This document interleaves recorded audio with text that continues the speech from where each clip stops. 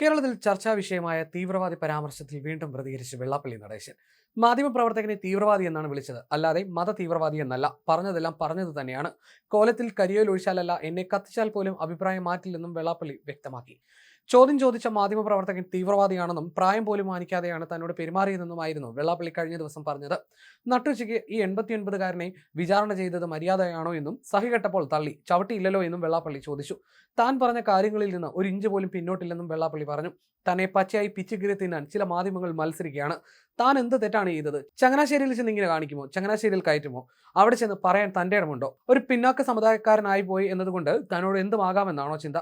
നട്ടുച്ചയ്ക്ക് 12 മണിക്ക് തന്നെ നടു റോഡിൽ നിർത്തി 89കാരനായ തന്നെ പോസ്റ്റ്മോർട്ടം ചെയ്യുകയായിരുന്നു. ഇതാണോ മര്യാദ?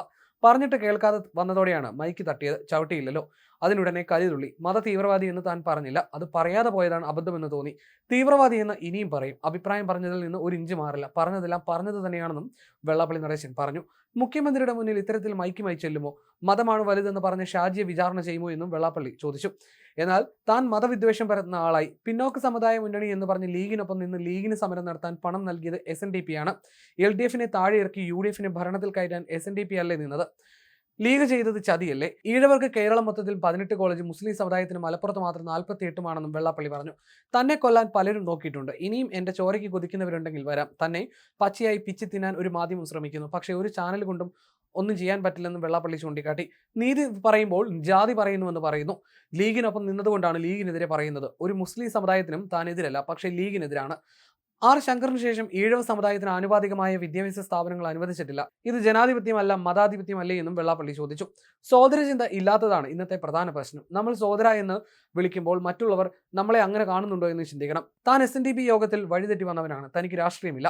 പ്രശ്നാധിഷ്ഠിതമായി അഭിപ്രായം പറയും, അല്ലാതെ താൻ ഒരു പാർട്ടിയുടെയും വാലോ ജോലോ അല്ലെന്നും വെള്ളാപ്പള്ളി കൂട്ടിച്ചേർത്തു.